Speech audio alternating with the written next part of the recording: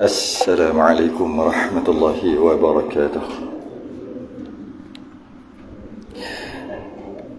إن الحمد لله نحمده ونستعينه ونستهديه ونستغفره ونعوذ بالله من شرور أنفسنا ومن سيئات أعمالنا. من يهده الله فلا مضل له ومن يضلل فلا هادي له. أشهد أن لا إله إلا الله وحده لا شريك له. أشهد أن سيدنا محمدا عبده ورسوله. اللهم صل وسلم وبارك على سيدنا محمد الفاتح لما أغلق والخاتم لما سبق ناصر الحق بالحق والهدي إلى صراطك المستقيم.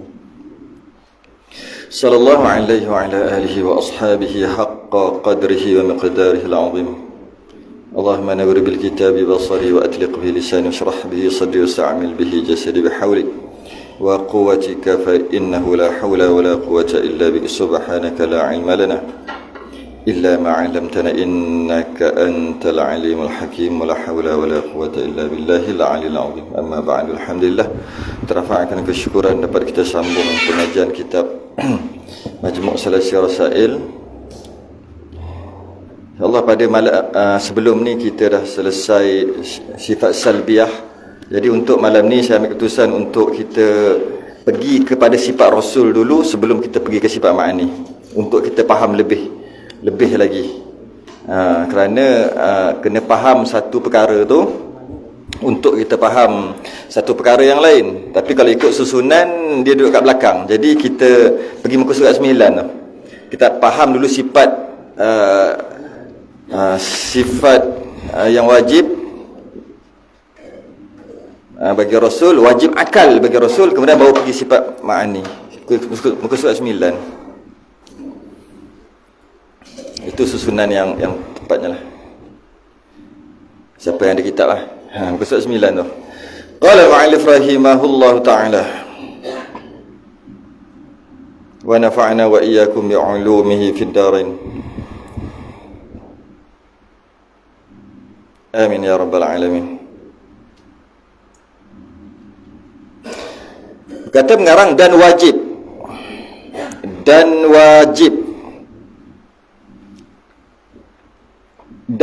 atas tiap-tiap mukallaf.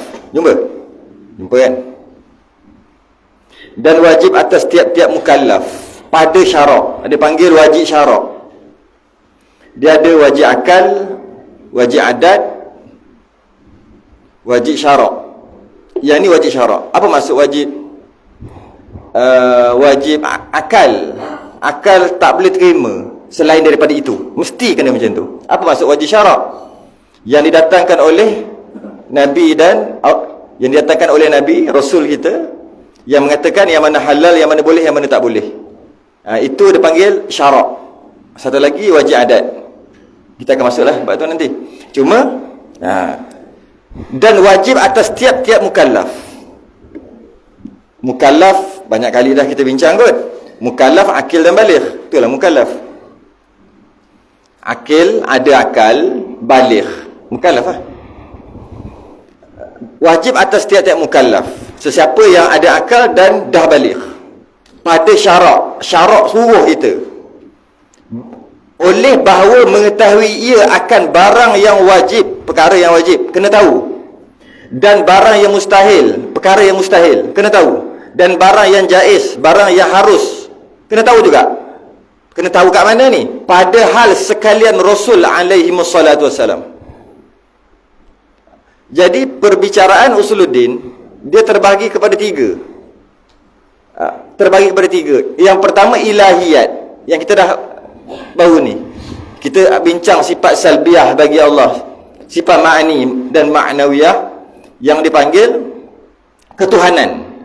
Sifat ketuhanan, cerita tentang Tuhan, itu namanya usuluddin yang pertama. Yang kedua nubuwiyat, kenabian. Ini nak masuk juga. Okey. Yang ketiga dipanggil sam'iyat, perkara ghaib yang terdapat dalam Quran dan hadis, seperti macam alam barzakh, azab kubur, munkar nakir. Yang itu dipanggil perkara sam'iyat. 3 ni mesti kita kena faham sungguh-sungguh, kena beriman sungguh-sungguh. 3. Pertama tentang Tuhan kita sendiri. Logik lah, sembah Tuhan tapi tak kenal Tuhan, tak logik lah kan kita. Jadi penting kita untuk tahu. Yang kita bincang sebelum ni sampai pening-pening kepala tu lah. Kemudian cerita tentang siapa bagi tahu Allah ni. Mana kita tahu Allah tu Tuhan? Mesti ada yang bagi tahu. Yang bagi tahu tu nama Rasul. Jadi kita kenal Rasul ni macam mana? Adakah macam kita? Sebab dalam Quran kata kul innama ana basyarum mithlukum, aku sama macam kamu. Maknanya Rasul macam kita juga ke? Kena kenal sungguh-sungguh. Kena kenal sungguh-sungguh tentang kerasulan Rasul tu. Macam mana? Ataupun nubuwiyat, kenabian lah. Yang ketiga tentang sam'iyat, perkara gaib lah. Perkara-perkara macam syurga, neraka dan sebagainya dipanggil perkara sam'iyat. Tiga benda ni package usuluddin. Dan kita dah sebut sebelum ni, wajib yang belajar ni sifat yang wajib bagi Allah, dan sifat yang mustahil bagi Allah, dan sifat yang harus bagi Allah ada 41.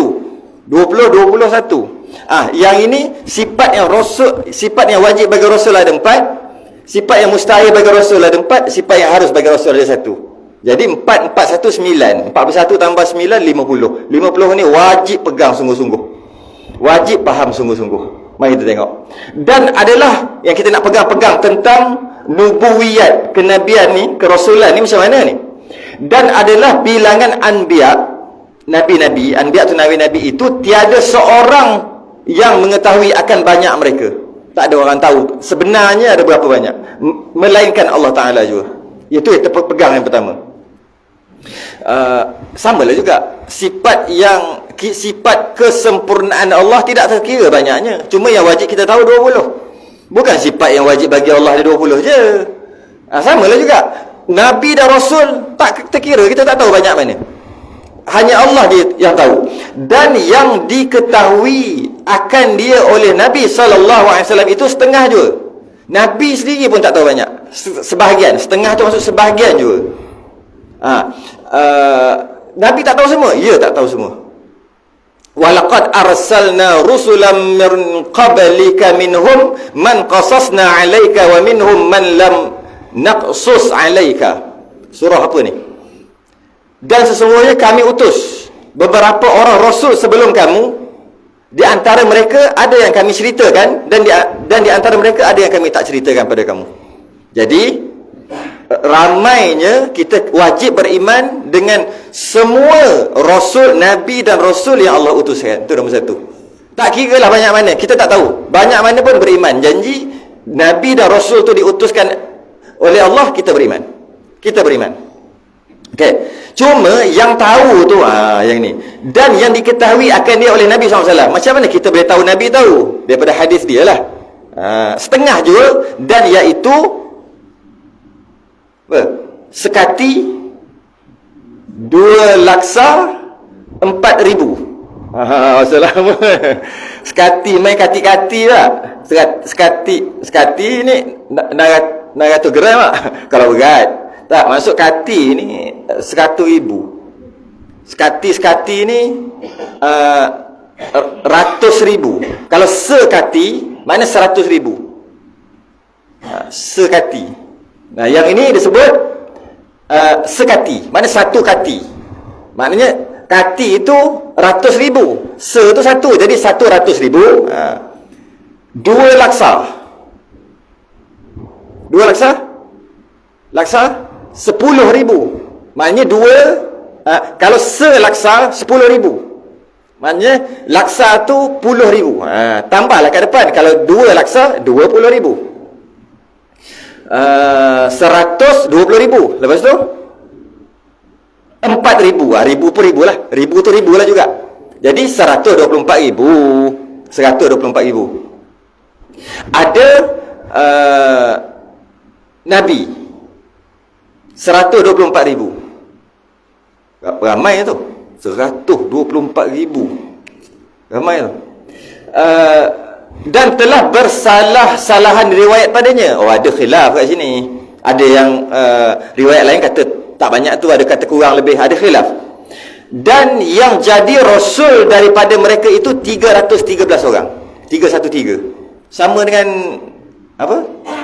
Perang Badar kan?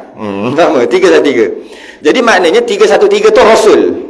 Bukan rasul yang tadi itu 124,000 tu nabi. Rasul 313. Yang wajib tahu 25. Yang wajib tahu secara tafsil satu persatu 25. Daripada Nabi Adam sampai Nabi kita. Apa maksud wajib tahu? Maksud wajib tahu bila disebut nama dia kata itu Rasul lah. Bukannya mesti kena hafal satu-satu. Kalau lah wajib hafal satu-satu ada boleh tak? Ke kena nyanyi? Kena nyanyi nasyid lah baru ingat satu. Kalau tidak tak ingat lah. Kan? Kalau itu rasanya pakat berdosa belaka kot. Satu-satu lah. Sebelum Nabi Ilyas jangan jam lah. Kena nyanyi lah. Kena nyanyi. Jadi apa maksud wajib tahu 25? Wajib tahu bila sebut Zakaria Nabi. Dapat macam tu. Isa Rasul. Nabi pula Rasul. Sebut lagi siapa? Nuh Rasul. Cukup lah. Memadai lah. Bila dia sebut 25 semua kita boleh kata Rasul. Kamal. Tak tahu siapa-siapa. Maknanya betul lah tu. Nanti Kamal Rasul juga. Begitu lah. Jadi itu maksud tahu satu persatu. Wajib tahu. Malah tak wajib, sunat aja tahu diutuskan untuk kaum mana. Ni Bani Israel. Ni untuk Bani Arab dan sebagainya. Itu sunat. Sekadar nama tu wajib tahu dan wajib beriman itu Rasul 25. Nabi tak wajib. Nama Nabi. Cuma beriman secara ijmal. Bahawa banyak pun aku beriman. Berapa? Sebahagian ulama dia tak bagi letak 124,000 macam ni. 124,000 Rasul ada 313, ada riwayat lain 314, ada riwayat lain 315. Ada Nabi 124,000. Sebagian ulama dia kata jangan letak. Jangan letak gitu. Sebab kalaulah letak gitu, macam mana kalau terkurang? Kalau kata 124,000, macam mana kalau 125,000? Kalau kata 313, macam mana kalau sebenarnya 400? Seolah-olah kita tak tolak, seolah-olah menolaklah Rasul yang lain. Kita wajib beriman dengan semua Nabi dan Rasul yang Allah utuskan. Tiba-tiba kita kata, aku beriman dengan 313. Macam mana kalau hakikatnya 350? Seolah-olah. Kita tolaklah berapa puluh lagi. Kerana itu sebagai ulama itu tak payah. Jangan letak nombor, letaklah berapa banyak pun. Tapi sebagai ulama kata tak apa, ada riwayat hadis. Cuma hadis tu dia perselisihkan, ada dhaif kata semua. Itu bagi kat orang dia lah bincang dhaif tak dhaif pun. Bagi kat ahli dia lah. Cuma ada riwayat daripada hadis Nabi sendiri kata 124,000 dan 313 tadi. Maka kalau kita nak pakai, tak maulah, tak mau letak, silakan. Tak mau letak number tu. Tapi 25 tu mesti letak. Iaitu mesti tahu satu persatu. Dan dalam Quran ada sebut yang tak dapat dipastikan dia wali ataupun nabi ataupun rasul. Contohnya Luqmanul Hakim.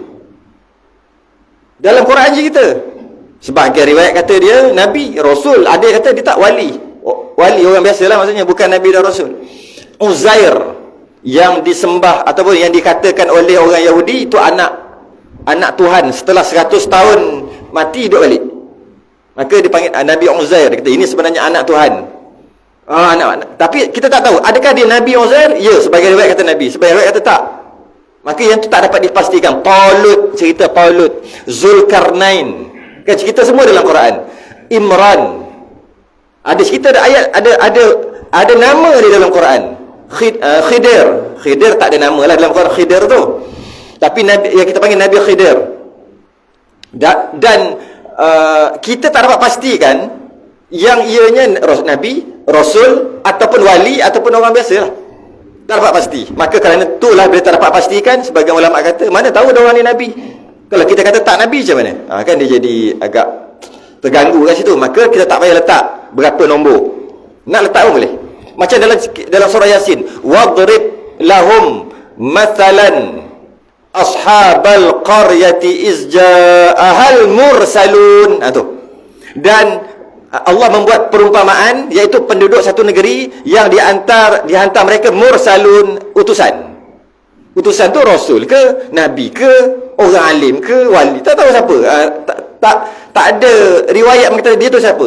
Apa? Iz arsalna ilaihi musnaini fakazzabuhuma. Antara dua orang dulu utusan.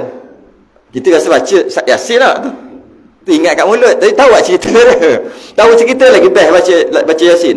Lagi cerita pasal pusingan bumi, pusingan matahari melalui orbitnya, semua dalam Yasin. Bila kita faham, lagi best baca Yasin.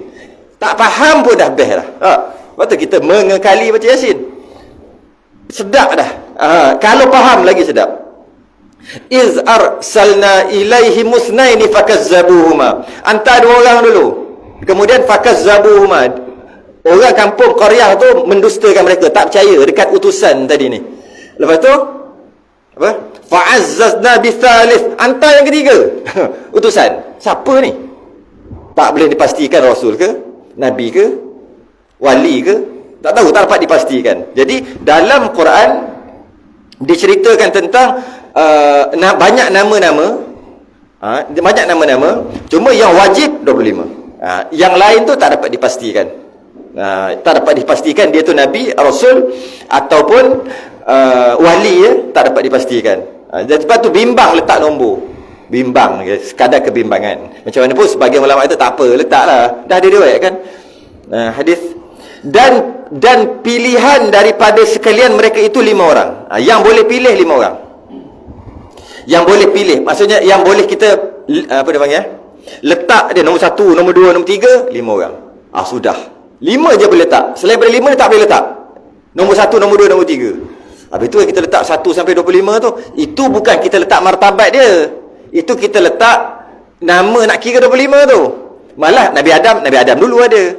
Kemudian Nabi Idris. Itu bukan mengatakan Nabi Adam adalah yang paling mulia. Nombor 2 Nabi Idris. Nombor 3 last kali Nabi kita yang paling mulia. Yang paling tak, bukan maksud ikut martabat tu kan. Itu sekadar nak kira 25. Macam takbiratul ihram, Allahu Akbar, wajib lah, rukun kan. Berdiri rukun juga kan. Okey, jika mampu. Niat rukun juga kan. Kan dia letak yang pertama sekali dalam rukun sembahyang apa? Niat. Sedangkan masa tu juga kena berdiri, masa tu juga kena Allahu Akbar. Sekarang nombor 1 apa? Niat dulu. Sebab niat nombor 1. Niat dulu, lepas dah niat jalan-jalan baru berdiri, boleh? Sebab lepas niat berdiri tak boleh. Habis tu kata 1 2 3. Niat, berdiri, takbiratul ihram. Tak, 3 in 1 sebenarnya. Itu bukan nombor. Padahal yang terakhir yang 13, rukun sembahyang 13. Tertib kan? Tertib maksud yang nombor 1 buat nombor 1, nombor 2 buat nombor 2. Nak jawab je ni. Kadang-kadang kita sendiri pun tertib tu yang dahulu didahulukan, yang kemudian dikemudiankan. Tengok rukuk, lepas rukuk i'tidal, itu tertib dia. Lepas tu sujud. Kalau buat sujud dulu baru i'tidal, tak boleh, tak sah. Okey, terima. Nombor 1 apa? Niat. Nombor 2 berdiri, nombor 3 takbiratul ihram. Maknanya boleh niat kat belakang. Lepas tu baru berdiri dekat saf. Lepas tu baru takbiratul ihram. Tak boleh dia sekali. Maknanya 3 yang awal tu bukan ikut tertib. Yang tertib tadi tu bermula daripada berdiri, rukuk i'tidal saja. Yang tertib tu tak termasuk 1 2 3. 1 2 3 ni 3 in 1 sebenarnya. 1 2 3 tu sebenarnya 1. Satu apa rukun sembahyang yang pertama? Berdiri, takbiratul ihram, niat. Niat, takbiratul ihram, berdiri sekali. 1. Alamak, payahlah tu. Ada 3 kan? Kita buatlah 3. Buat 3 bukan menandakan tertib. Buat 3. Habis nak buat macam mana? Takkan nak cakap nombor 1 rukun sembahyang yang pertama, niat, berdiri, takbiratul ihram. Begitu? Dia kan pelik jadi. Boleh je jadi pelik kan. Lepas tu dia letak gitu. Jadi kalau orang yang pandai, dia kata yang tertib tu dah lawan dah 3 tu. Patutnya kena niat dulu. Lepas tu baru duduk berdiri. Lepas tu baru Allahu Akbar. Memang kau pandai bercakap gitu lah. Sebenarnya tidak. 1 2 3 tu tak ada tertib. Sama juga Rasul 1 sampai 25 tu, itu bukan tertib. Itu nak kira 25 dan ikut siapa yang ada dulu, yang lahir dulu, dia lah dulu. Jadi yang ni dan pilihan daripada sekalian mereka itu 5 orang ni, ini dari segi tertib bukan macam tu. Dari segi nak kata yang paling mulia, yang martabat yang pertama, 5 orang je boleh. Kita tak boleh kata Nabi Zulkifli lebih hebat, lebih mulia daripada Nabi Idris. Tak boleh kata gitu. Sebab dua-dua rasul kan, Nabi Rasul, tak boleh. Yang boleh 5 je. Apa dia? Ni. Yang pertama Nabi kita Muhammad SAW, nombor 1. Kita boleh kata Nabi kita lebih daripada Nabi lain, boleh. Kalau nak buat list tu dari segi martabat, boleh. Okey. Yang kedua Nabi Ibrahim. Yang ketiga Nabi Musa. Yang keempat Nabi Isa. Yang kelima Nabi Nuh alaihi wassalatu wassalam. 5 je boleh letak. Masuk 6 Nabi Zakaria, tak boleh. Tak boleh. Habis tu semua. Maksudnya sekaligus. Tak boleh kita jadikan dia nombor 6, nombor 7 dari segi martabat. Dari segi kiraan, silakan. Yalah, kalau tidak nak kira macam mana? Itu maksud dia. Dan pilihan daripada sekalian mereka itu 5 orang tu boleh letak martabat. Boleh letak martabatnya. Kenal tak 5 orang ni siapa? Inilah Rasul Ulul Azmi. Kalau perasan Ulul Azmi, mereka yang mempunyai azam yang tinggi, menyampaikan dengan azam yang tinggi. Azam, kekuatan yang sangat tinggi untuk menyampaikan dakwah. Okey. Kenapa azam yang tinggi? Sebab cubaan yang tinggi. Lagi banyak cubaan lagi azam tinggi. Jadi maknanya kita dapat faham yang kedua, yang paling banyak terima kesukaran adalah Nabi kita. Nabi kita sendiri. Yang pertama. Yang kedua Nabi Ibrahim. Yang ketiga Nabi Musa. Yang keempat Nabi Isa. Yang kelima Nabi Nuh. Nabi Nuh lama 950 tahun. Lama. Dia duduk nombor 5. Hanya 5 orang ni je boleh kita letak list dari segi kiraan, yang mana lebih, yang mana kurang. Malah Nabi kita lebih mulia daripada semua penduduk langit dan bumi. Itulah special lagi. Yang nombor 1 kan. Lebih mulia daripada semua penduduk langit dan bumi. Kalau kita kira apa yang dinamakan makhluk, Nabi kita nombor 1 yang paling mulia. Janji ianya makhluk. Janji makhluk je dia lagi mulia. Jadi kita ada 2 je. Yang pertama Tuhan, yang kedua Khalik, yang menjadikan, yang kedua yang dijadikan. Khalik dengan makhluk. Allah dan bukan Allah. Bila bukan Allah, makhluk kan? Ada 2 je. Ada kat tengah-tengah. Nak kata Tuhan pun bukan, nak kata makhluk pun bukan. Mana ada? Sama ada Tuhan atau makhluk. Jadi kalau katalah Nabi kita lebih mulia daripada segala-gala makhluk yang ada, dia nombor 1 lah. Tapi bila kita sebut gitu, walaupun dia paling mulia, tapi jangan angkat martabat sampai jadi Tuhan pula. Macam kaum Nasrani angkat Nabi Isa sampai jadi Tuhan. Tidak, makhluk tetap makhluk, tapi nombor 1 yang paling mulia Nabi kita. Nisbah kelebihan yang ada pada Nabi kita juga banyak. Dari segi ketampanan, dari segi rupa paras, dari segi kekuatan, semua lebih Nabi kita. Sebab dia paling banyak terima cubaan. Sebab tu dia Ulul Azmi nombor 1, yang paling berazam. Dari segi kehebatan akhlak, kefasihan, kepandaian, kesabaran, ketahanan, semua Nabi kita lebih. Semua lebih berbanding dengan yang lain-lain. Maka ujiannya sangat berat. Nabi kita diutus untuk sekalian alam, rahmatan lil alamin. Nabi-nabi yang lain, rasul-rasul yang lain diutus untuk kaum yang tertentu kan, bukan untuk semua. Malah Nabi kita sendiri diutus untuk jin.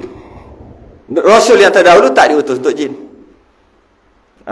Dia untuk keseluruhan. Kemudian Nabi Ibrahim, Nabi Musa, kemudian Nabi Isa, Nabi Nuh. Mereka ni lah. Maka di dalam 5 orang ini adalah lebih kurang atas tertib bilangan yang tersebut. Itu boleh dari segi turutan tu, boleh 5 orang je boleh. Lebih kurang. Maksud kita kata nombor 1 lebih, nombor 2 kurang sikit, 3, 4 sampai nombor 5. Boleh lebih kurang yang itu. Okey? Selain daripada ini, baki 20 orang lagi Rasul tak boleh kita letak. Yang mana nombor tak boleh. Punya haram, tak dibenarkan letak. Habis tu nak letak macam mana? Kita letak nombor 2 adalah 20 orang. Nombor 1 Ulul Azmi. Nombor 2 baki 20 orang Rasul tadi. Mana satu dari segi turutan? Tak boleh cakap. Cakap 20 terus. Semua 20. Okay, tak boleh sebut turutan. Tidak beradab. Dari segi berkumpulan lah. Jadi Rasulullah Ulul Azmi 1, 2, 3, 4, 5. Kemudian 20. Tu. Kemudian 20. Yang 20 tu kira nombor 6 lah tu. 6 lah. Tapi nombor 6 tu siapa? 20. Tak boleh letak siapa-siapa. Kemudian Nabi saja. Dari segi martabat, Nabi saja. Yang kata ada tadi, yang ada 124,000 tadi, Nabi sahaja, tak Rasul. Nabi yang tidak Rasul. Itu kat mana? Duduk nombor 7. Nombor 7 lah. Kita kata duduk bawah daripada Rasul yang 20 tadi. Mana satu? Nabi Khidir kan duduk nombor 1 dalam Nabi-Nabi? Tak boleh cakap. Tak boleh cakap. Semua Nabi-Nabi. Kemudian ketua malaikat. Ketua malaikat dulu. Ketua malaikat ni, yang 10 ni, semua duduk martabat yang ke-8. Kemudian wali termasuk para sahabat. Wali duduk di situ, di bawah sikit. Kemudian malaikat biasa. Malaikat yang bukan 10 orang yang ketua-ketua malaikat ni. Kemudian manusia biasa. Nampak kat situ? Manusia biasa. Malaikat duduk kat situ. Lepas tu kita ingat lepas malaikat, tak ada manusia lagi, iaitu wali. Wali lebih tinggi daripada malaikat. Malaikat biasa. Kemudian wali, kemudian ketua malaikat yang 10. Jibril, Mikail itulah yang 10. Kemudian Nabi. Atas lagi. Nabi saja. Okay. Kemudian 20 dulu. 20 orang. Kemudian 5 orang. Ulul azmi. 5 orang tu pula boleh buat list 1 sampai 5. Yang lain tak boleh buat. Itu martabat. Ke bawah pula. Itu ke atas, ke bawah lagi. Dari segi ke bawah tu maksud dari segi wali tadi. Wali ni kita boleh lagi buat. Dan para sahabat termasuk kalau para sahabat kita boleh letak 4 orang je. 4 orang je. Kalau para sahabat, kita kata sahabat ni lebih daripada sahabat ni, 4 orang. Yang terkenal lah. Sayyidina Abu Bakar As-Siddiq, Sayyidina Umar Al-Khattab, Osman Affan, Sayyidina Ali. 4 boleh kita kata. Nombor 1, nombor 2, nombor 3, nombor 4. Sebab apa nombor 1? Sayyidina Abu Bakar As-Siddiq. Sebab dalam Quran ada. Cuma nama Abu Bakar tu tak ada lah. Tapi ada cerita tentang kisah Nabi dan Sayyidina Abu Bakar duduk dalam gua. Ada. Maka dia nombor 1 lah. Maka layaklah dia nombor 1. Kemudian nombor 2 Sayyidina Umar. Nabi kata, kalaulah ada Nabi selepas aku, Umar lah. Okey, kalau kita fikir sekali lalu, Sayyidina Umar lah duduk nombor 1 kan. Sebab Nabi kata, kalau ada Nabi selepas aku, Umar lah orangnya. Kalau fikir sekali lalu, Sayyidina Umar nombor 1, Sayyidina Abu Bakar nombor 2. Sebab Nabi tak cakap Sayyidina Abu Bakar. Ulama pandai. Dia kata apa? Nabi kata, kalau ada Nabi selepas aku, Umar lah orangnya. Sayyidina Abu Bakar kan nombor 1. Macam mana? Kalau ada Rasul selepas aku, Sayyidina Abu Bakar. Kita kata, betul juga. Kalau ada Rasul selepas aku, Sayyidina Abu Bakar. Nabi tak kata gitu. Nabi kata, kalau ada Nabi selepas aku, Sayyidina Umar. Cuma macam mana dengan Sayyidina Abu Bakar? Dia kan nombor 1. Dia dapat dipahami walaupun Nabi tak cakap. Kalaulah ada Rasul selepas Nabi, selepas aku, selepas Nabi, Sayyidina Abu Bakar. Dari segi martabat tadi. Okay. 4 orang ni boleh. Kemudian kita boleh letak dari segi turutan. Lepas 4 orang ni boleh letak 1, 2, 3, 4. Lepas pada tu tak boleh letak juga. Macam tadi juga. Tak boleh letak turutan sahabat yang lain. Cuma boleh letak dalam bentuk berkumpulan. Contohnya 6 orang lagi yang dijamin syurga. Dijamin syurga 10. 4, yang 4 tadi dah sebut dah. Yang 6 lagi. Balance ni nombor 2. Dari segi sahabat Nabi yang hebat duduk nombor 2. Mana satu dulu? Tak boleh yang mana dulu. Secara berkumpulan 6 orang. Talhah, ingat, yang jamin masuk syurga ni. Nabi garanti masuk syurga.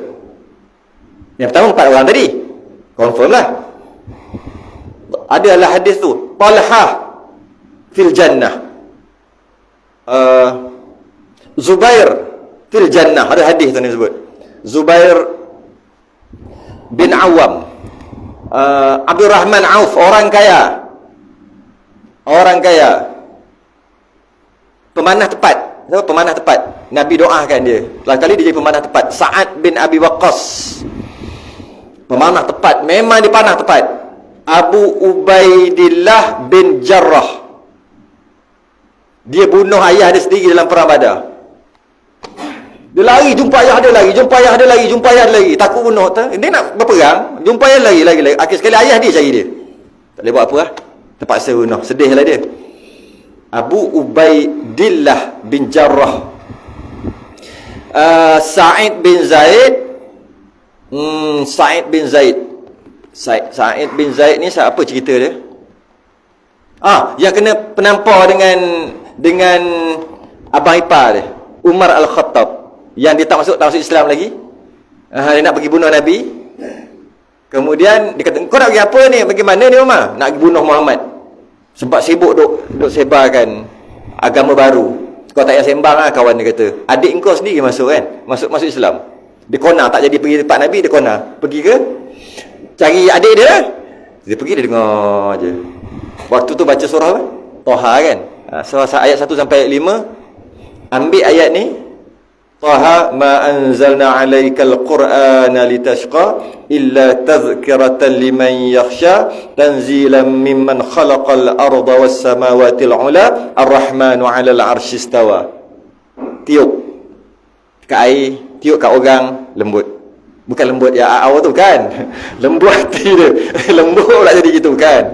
Anak yang ni tiup kat ubun-ubun, tiup dekat air. Tu baca tu je orang buat air pun. Nak tolong buat air sikit. Apa ni? Anak ni lah nakal sangat, itu je. 1 sampai 5. Sayyidina Abu Bakar, Sayyidina Umar nak bunuh Nabi. Punyalah orang garang. Kerja nak bunuh orang aja. Hebat. Tiba-tiba lembut dengan ayat 1 sampai 5. Dia panggil mujarrabat. Istilah dia panggil. Maksudnya dah dia cuba jadi. Bukan garanti jadi. Kan cuba jadi. Jadi bila dia dengar je bunyi macam-macam Quran tu, dia tak tahulah Quran, dia kata syair lah waktu tu. Baca syair apa tu. Dengar macam best. Dia masuk-masuk, dia kata, aku nak tengok apa kau baca tadi. Ada kat tangan adik dia. Adik dia perempuan, duduk macam ni. Tak boleh, engkau tak boleh. Engkau najis. Engkau bernajis, akidah najis, badan ada besar semualah. Kau tak boleh pegang. Akhir sekali selepas mandi apa semua, adik dia bukan sebelum tu yang nak cerita yang kena menampar ni kan. Masa Sayyidina Umar masuk je,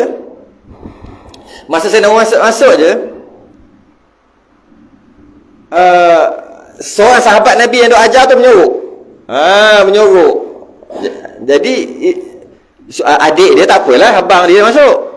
Itu yang kata suami dia tu takut itu yang duk halang-halang tu kan penampar. Akhir sekali adik dia pula perempuan duk halang-halang, kena tampar juga, berdarah. Baru dia tersedar, apa ni? Adik sendiri baru dia tersedar. Baru dia macam tengok, lepas dia baca tu, aku nak cari Muhammad. Tadi nak cari Muhammad juga, nak bunuh, berubah nak cari terus nak beriman. Kemudian para sahabat kata, aku dengar Nabi cakap semalam, Nabi doa semalam, kuatkanlah Islam di antara salah satu daripada dua Umar. Akhir sekali Umar Al-Khattab, bukan Abu Jahal. Satu lagi Umar juga Abu Jahal tu. Bukan Abu Jahal. Akhir sekali masuk. Jadi itu Sa'id bin Zaid. Jadi maknanya cukuplah. Apa tadi?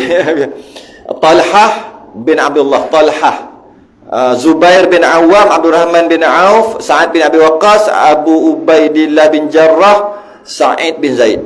6 cukup lah. Empat tadi. Yang 4 tu lah, Sayyidina Abu Bakar As-Siddiq, Sayyidina Umar Al-Khattab, Utsman Affan, Ali bin Abi Talib. Jadi 10 orang. Kita boleh letak 4 orang yang pertama ikut list. Sayyidina Abu Bakar yang kedua, yang keempat. 5 tak boleh letak mana-mana sahabat, tidak beradab dengan sahabat. Habis tu 6 orang ni orang yang kedua, orang hebat yang kedua. Boleh letak dari segi berkumpulan. Kemudian sahabat-sahabat yang lain yang perang Badar. Martabat perang Badar 313. Yang perang Badar tu semua tu duduk nombor 3 lah kita kata. Dalam perang Badar ni siapa yang hebat ni tak boleh cakap. Yang boleh cakap semua yang perang Badar. Tak boleh listkan, tak boleh kita letak satu persatu. Kemudian sahabat yang perang Uhud. Kemudian sahabat yang ada ketika perjanjian Hudaibiyah. Kemudian sahabat lain. Keberapa tu? Ke-6 lah. Kemudian tabi'in. Kemudian tabi'ut tabi'in. Kemudian tak dicakap. Kurang. Tabi'in tu yang pernah jumpa sahabat. Kita panggil tabi'in. Pernah jumpa sahabat, tak pernah jumpa Nabi. Itu dari segi turutan. Kalau kita nak kata mereka lebih baik, sebab Nabi sendiri kata 300 tahun je. 300 tahun ke adalah kurun yang terbaik. Maka sebab tu kita boleh tak list 300 tahun tadi tu. Sebab tabi'in duduk dalam 300 tu. Habis. Maka sifat yang wajib pada hak mereka itu,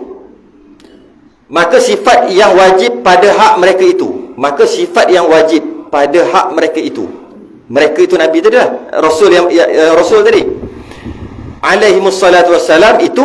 Okey, masuk yang sifat yang pertama. Jap. Masuk kita perbahasan tentang sifat yang wajib bagi Nabi. Siddiq, amanah, tabligh, fatanah. Mana-mana Nabi bersifat dengan siddiq, amanah, tabligh, fatanah. Mana-mana Nabi. Kita akan terperincikan satu persatu. Yang pertama, kita wajib beriman secara tafsil, secara detail, 4. Nabi, siddiq, amanah, tabligh, fatanah. 4. Satu persatu. Siddiq tu macam mana, amanah tu macam mana, tabligh tu macam mana, fatanah tu macam mana. Mesti satu persatu. Tapi adakah Nabi, bila sebut Nabi, semua Nabi dan Rasul Semua Nabi dan Rasul bila sebut Nabi. Bukan Nabi kita je ke? Bukan. Semua Nabi dan Rasul. Bila sebut Nabi, semua Nabi dan Rasul. Para anbiya. 4 ni kena detail satu persatu. Soalannya, adakah Nabi tu bersifat dengan 4 ni je? Cakap benar, amanah, dia tak khianat, dia menyampaikan, lepas tu dia cerdik. Mesti je? Tak ada lain? Tak handsome? Handsome lain. Sebab ada 4 aja. Tak, itu salah faham. 4 yang mesti kita tahu satu persatu. Macam sama juga sifat yang wajib bagi Allah 20. Yang muktamadnya 13 je. Bukan 20. Okey. Yang mana adakah sifat yang wajib bagi Allah ada 20? Tak, sifat yang wajib bagi Allah tidak terkira banyaknya. Hanya Allah je yang tahu, dengan ilmu Allah yang tidak terkira juga, yang tidak terhingga juga. Habis yang 20 tu, yang 13 tu, itu yang wajib kita tahu satu-satu. Jangan kata Allah ada 20 sifat, kita ada beratus sifat. Kan? Samalah juga Rasul. Yang Rasul 4 sifat aja. Kita lagi hebat pada Rasul lah. Tak, Rasul mempunyai sifat-sifat kesempurnaan maksimum nisbah seorang manusia. Kita manusia. Apakah manusia tu yang maksimum sekali?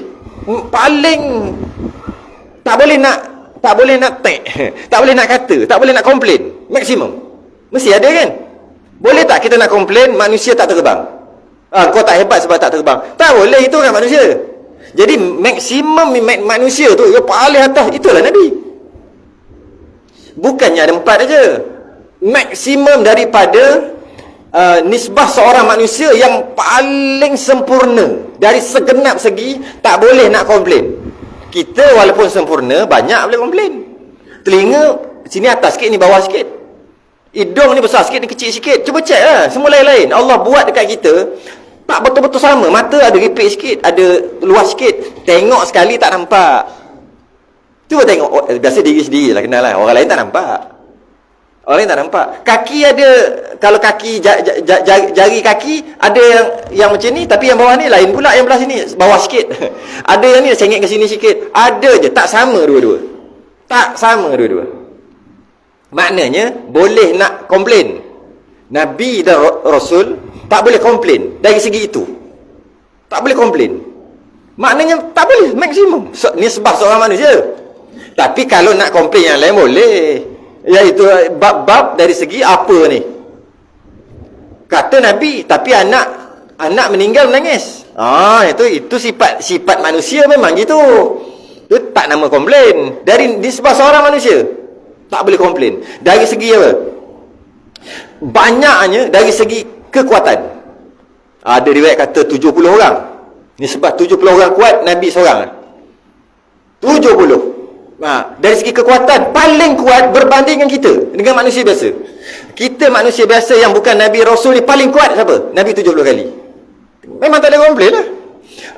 Dari segi keberanian, siapa yang paling berani yang ada daripada Nabi Adam? Bukan Nabi Adam, umat Nabi Adam yang bukan Nabi sampai sekarang, siapa yang paling berani?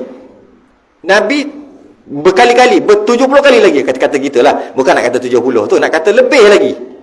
Dari segi keberanian, dari segi ketahanan, tahan maki. Kita apa? Kena maki sikit, bertumbuk. Nabi kena baling batu, kena apa? Berdarah-darah.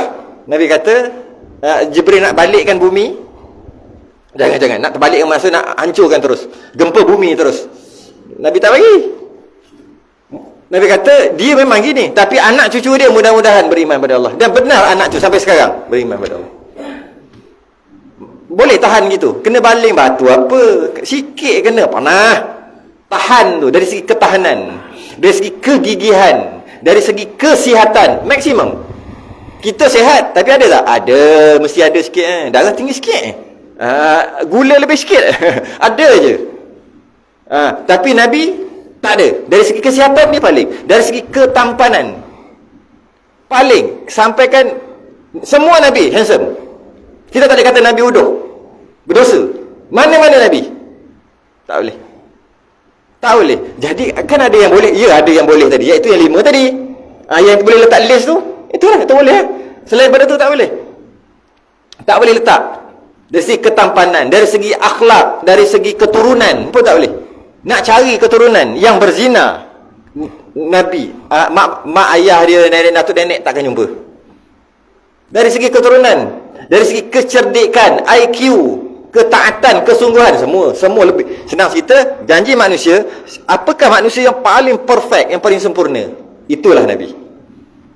Nisbah dia panggil Nabi ni lebih, nisbah paling lebih nisbah seorang manusia. Sebab dia kata nisbah seorang manusia. Sebab jadi tak boleh lah nak kita nisbahkan dengan malaikat.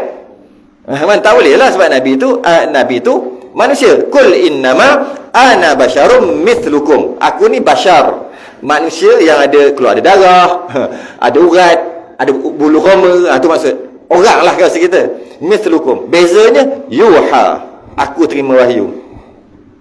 Jadi pentingnya kita faham tentang kerasulan ni, kerana asas kepada percaya kepada Allah adalah Rasul.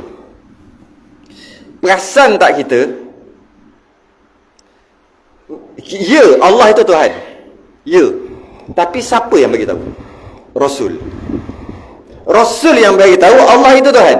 Kita kenal Tuhan pun sebab Rasul yang bagi tahu. Kita tengok. Kita percaya pada malaikat. Macam mana kita boleh percaya kat malaikat? Malaikat datang jumpa kita berapa kali? Tak pernah. Macam mana boleh kita percaya kat malaikat? Rasul bagi tahu. Macam mana boleh kita percaya dekat kitab Al-Quran dan kitab terdahulu? Rasul bagi tahu. Macam mana kita percaya dekat hari akhirat? Saya sebut ni rukun iman ni. Macam mana kita boleh bayar kita kata lepas ni mati, duduk balik, lepas tu masuk syurga, neraka, gitu gini, yang confident sangat ni, berapa kali pergi akhirat? Tak. Macam mana kita boleh percaya sungguh-sungguh ni? Pegang sungguh-sungguh ni? Nabi bagi tahu. Kita tengok Macam mana kita percaya dekat Allah? Nabi bagi tahu.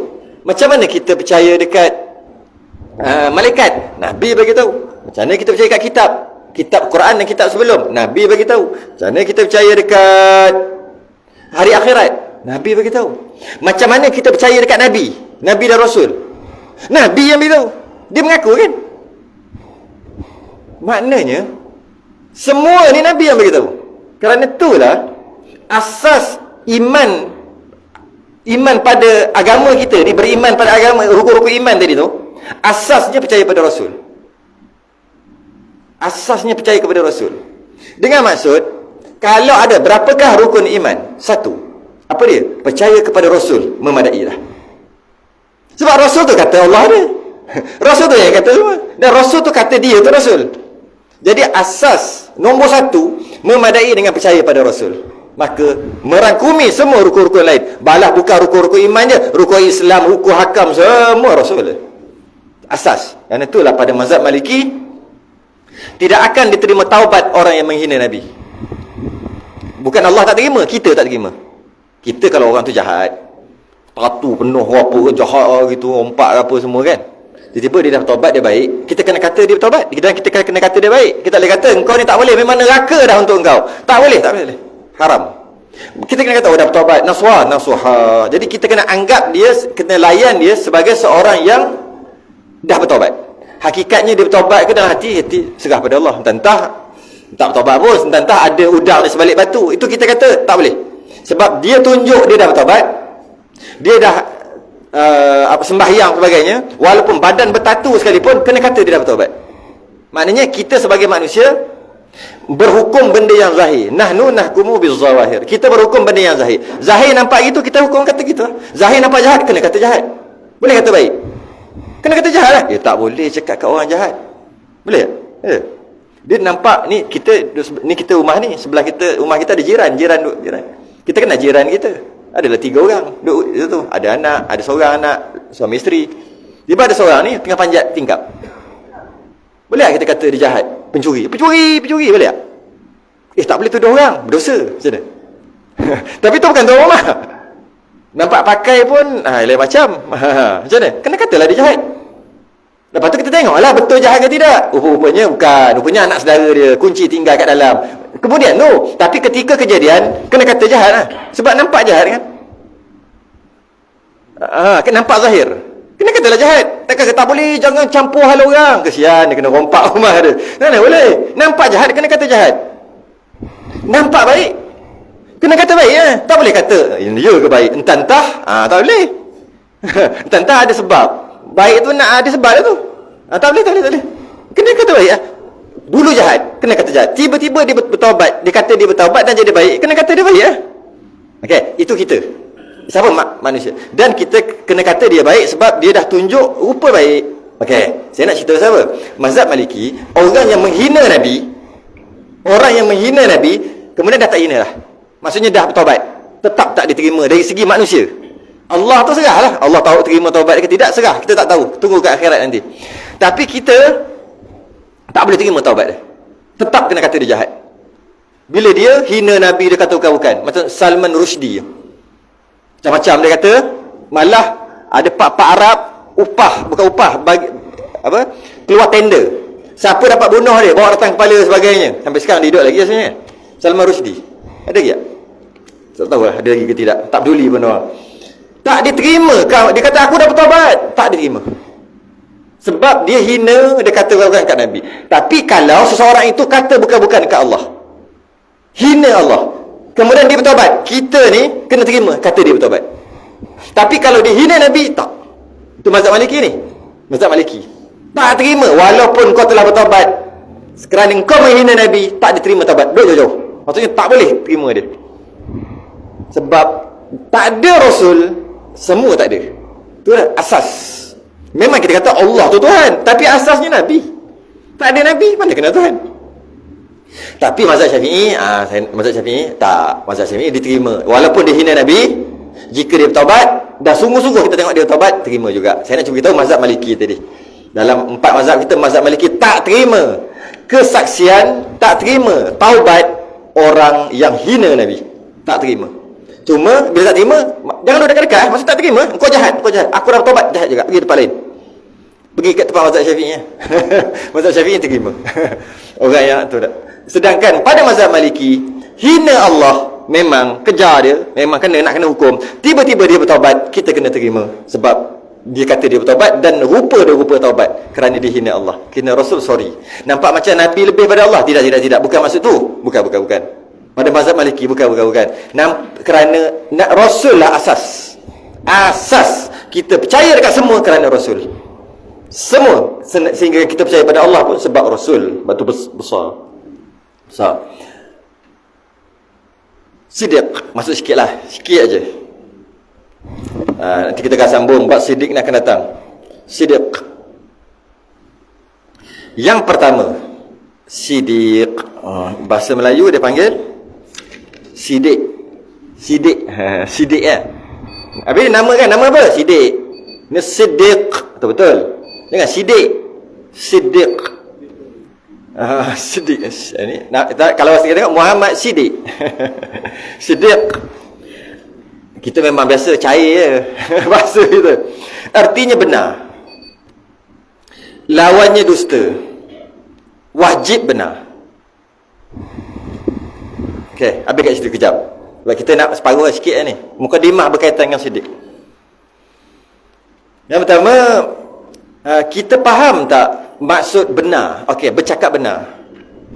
Bercakap benar. Kita cakap benar. Yalah, kita memang kita bercakap benar. Macam mana nak kata? Kita memang kita cakap benar. Yang tak bohong lah, jangan kita orang bohong. Kita cakap benar. Apa yang betul kita cakap. Maka kita bercakap benar. Okay? Itu keadaan kita. Rasul bercakap benar? Ya. Siddiq kan? Rasul pun cakap benar. Sama tak? Kita cakap yang benar. Okay. Ada berapa botol? Sebotol. Kita bercakap benar. Kalau Rasul, ada berapa botol? Rasul cakap sebotol. Dia cakap benar juga? Betul. Benar. Sama tak? Sama tak kebenaran tu? Tak sama. Tak sama. Ini nak faham, kena faham wajib ni. Artinya benar, mustahil dusta, wajib benar. Wajib benar. Wajib benar tu kita nak faham. Syirik artinya benar, lawan benar, dusta, nipu. Okey? Mustahil dusta, mustahil Rasul berdusta. Mustahil dusta. Okey? Mustahil dusta wajib benar. Wajib benar. Wajib benar. Mustahil dusta wajib benar. Kita gabung dua. Mustahil dusta wajib benar. Wajib benar mustahil dusta. Sama tak? Samalah. Bila wajib benar mesti benar, mustahil dusta adakah sama? Lain tu. Lain. Mustahil dusta wajib benar.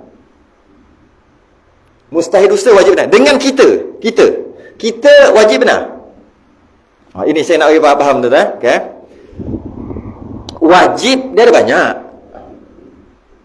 Ada 3. Kita ambil 2 je. Satu dia panggil wajib syarak. Yang kedua dia panggil wajib akal. Kena faham ukur syarak dengan ukur akal, insya-Allah boleh faham. Wajib akal dengan wajib syarak berbeza. Wajib syarak ni Allah dan Rasul kata gitu. Ukur akal lah. Bila dia kata wajib semayang, Allah kata wajib semayang dalam Quran, mesti semayang. Rasul juga pun cakap wajib semayang, maka semayang tu wajib. Adakah wajib semayang tu wajib akal? Bukan. Bagi berkaca, dia wajib syarak kerana Allah dan Rasul kata wajib, maka wajib lah. Okey. Kalau tak buat dia jadi berdosa. Okey. Mari kita faham. Kalau kita bercakap benar, yang tadi betul. Rasul cakap sebotol juga. Kalau ada lah. Kita anggap kalau ada, dia kata sebotol. Dia benar, kita pun benar. Apa beza kita dengan dia? Beza kita wajib syarak untuk cakap benar. Rasul wajib akal untuk cakap benar. Kita faham wajib syarak dulu. Boleh tak kita nak kata botol ni 2? Kita tipu lah, maksud kita tipu lah. Boleh tak kita nak tipu? Ni botol kat sini. Botol ada berapa? 3. Boleh tak kita nak tipu? Boleh. Boleh nak bercakap betul? Boleh juga. 1. Tengok. 1. Boleh nak tipu? Boleh. Boleh je nak tipu. Tapi tipu ke tak? Tak. Tapi boleh ke? Boleh. Itu dia panggil wajib syarak. Kenapa kan saya kata wajib syarak? Kenapa tak tipu? Kenapa cakap 1 juga? Ada 1 ni, nak tipu boleh. Ada berapa air? Air botol 3. Boleh je. Tapi ada berapa air? 1. Kenapa cakap betul? Kenapa cakap benar? Kalau cakap bohong je dosa kan? Itu lah syarak. Kenapa cakap benar? Allah dan Rasul suruh cakap benar. Tapi kalau nak cakap dusta boleh tak? Nak tipu? Boleh. Tapi dosa tak? Tak. Kita tak dosa. Sebab jawab 1 kan? 1. Boleh nak dosa? Boleh. Boleh nak tipu? Boleh. Tipu ke tak? Tak tipu. Sebab tu betul. 1.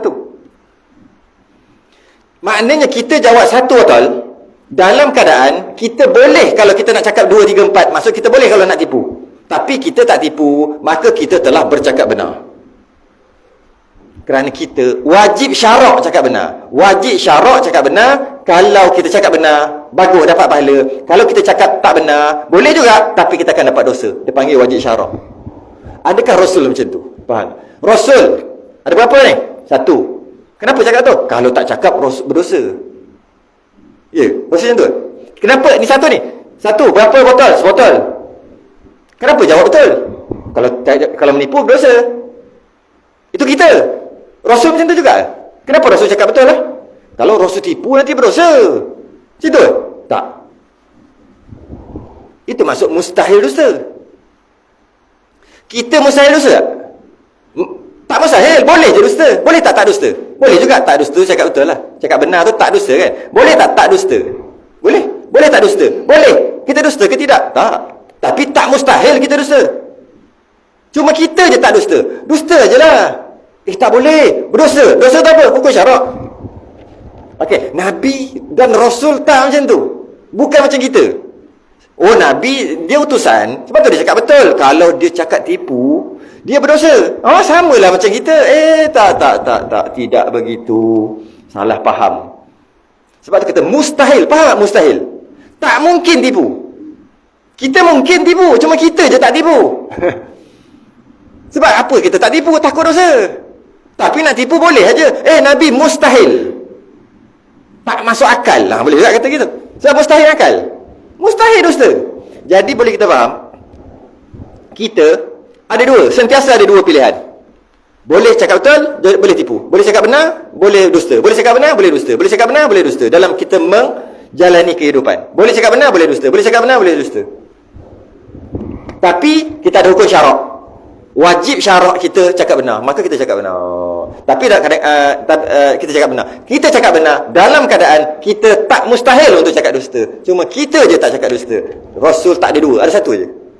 Benar. Macam mana? Tak boleh. Macam mana kita? Kita ada dua pilihan. Rasul satu je. Maknanya apa? Benar je. Sebab tu kata mustahil dusta.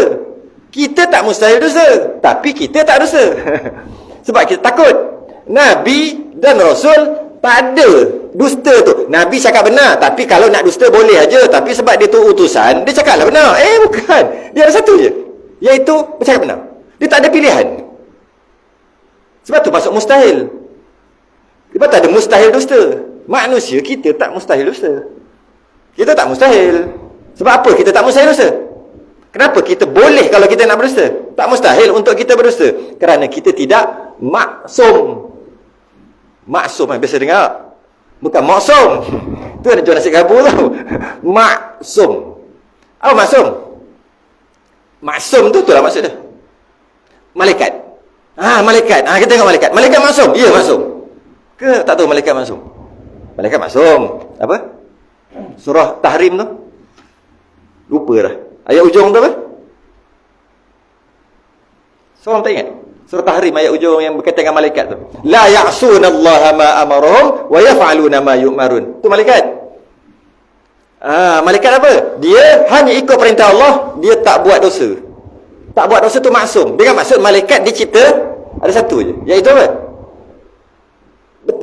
Cakap benar. Kalau cakap benar je. Dia tak ada satu lagi. Maksum. Dia mustahil malaikat dusta. Terpelihara daripada dosa. Jangan kita faham terpelihara dari dosa tu dengan maksud boleh je Nabi buat dosa, boleh je malaikat buat dosa, tapi dia tak buat. Bukan. Maksud terpelihara dari dosa tu maksud mustahil buat dosa. Mustahil tak masuk akal. Kita boleh buat pahala, boleh buat dosa, boleh. Malaikat tak boleh buat dosa. Dia ada satu pahala je. Ada satu je, sebelah. Itu maksudnya wajib akal. Mustahil akal. Kita wajib syarak. Kita hidup wajib syarak. Kita boleh aja nak dusta. Dalam bab sedik cakap benar. Jadi cakap benar kita dengan cakap benar Rasul berbeza. Cakap benar kita dalam keadaan kita boleh kalau kita nak cakap dusta, tapi kita tak cakap. Cakap benar Rasul. Memang Rasul tu jenis benar dah. Jenis dia jenis benar. Bukan jenis ada dua. Boleh tipu, boleh betul. Tak. Satu aja. Tu Rasul. Jadi tak sama lah dengan kita. Jadi tak boleh cakap lebih kurang. Macam tu lah. Ada orang kata Nabi sama aja dengan kita. Gitu gini. Tak boleh. Tak sama. Itu maksud siddiq artinya benar, lawannya dusta. Mustahil dusta. Tu maksud mustahil. Rasul mustahil dusta tu maksud dia. Wajib benar. Dengan maksud tidak ada pilihan untuk dusta. Sebab tu Nabi dan Rasul dia tak ada syurga neraka. Ada? Dia tak ada neraka. Maksud dia tak ada syurga neraka. Buat nanti masuk syurga. Jangan nanti masuk neraka. Tak ada. Dia syurga je lah. Dia satu je. Dia sebelah. Kita dua belah. Sedikit berkaitan dengan siddiq. Tak habis lagi. Bawah tu. Dalil tu. Dan sebagainya. Banyak kat bawah tu. Kita berdekat siddiq lagi. Siddiq. Untuk faham hukum akal dengan hukum syarak. Baru boleh kita faham bab-bab lain nanti. Bab ketuhanan lebih mudah sikit nak faham. Tunggu dulu. InsyaAllah kita sudahi dengan tasbih kafarah dan salatu subhanallah. Lilladzina amanu wa 'amilus salihati. Assalamualaikum warahmatullahi wabarakatuh.